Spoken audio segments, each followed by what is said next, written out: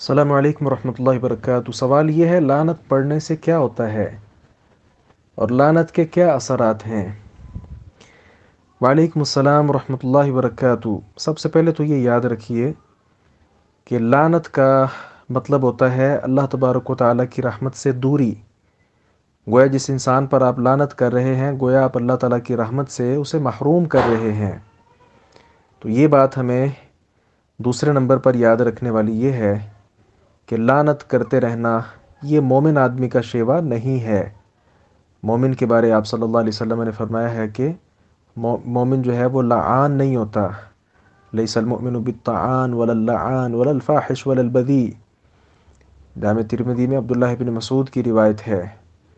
اسی طرح لا یکون المؤمن لعانا، ان الفاظ کے ساتھ بھی روایت ہے۔ اور پھر اسی طرح جو لانتے لانتے بیچتے رہتے ہیں، یہ کل قیامت کے دن جو لوگ سفارش کریں گے ان میں نہیں ہو سکیں گے۔ جس طرح کہ ابو درداء رضی اللہ عنہ کی روایت ہے نا، رسول اللہ صلی اللہ علیہ وسلم نے فرمایا لا یکون اللعانون شفعاء ولا شہداء یوم القیامہ۔ یہ لعنت کرنے والے لوگ کل قیامت کے دن سفارشی اور گواہ وغیرہ نہیں بن سکیں گے۔ تو یہ بات ہم نے جان لی کہ لعنت کرنا کوئی بہت زیادہ پسندیدہ عمل نہیں ہے، بلکہ مذموم عمل ہے۔ اور دوسرا آپ کا جو سوال ہے کہ لعنت کے اثرات کیا ہوتے ہیں، اثرات کیا ہیں؟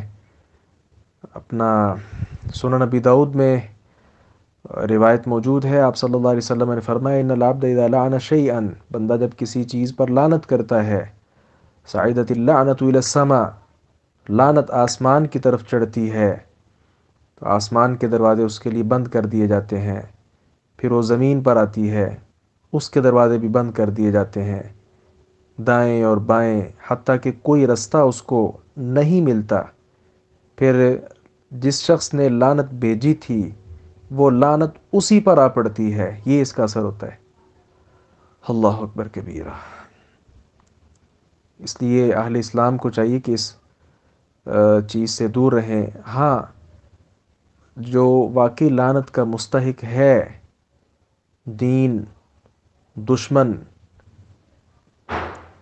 عناصر ہیں، لعنت کی یقینی طور پر مستحق ہیں، یا شریعت میں جن کو ملعون قرار دیا جا چکا ہے، ان پر لعنت کی جائے تو اس میں انشاءاللہ حرج نہیں۔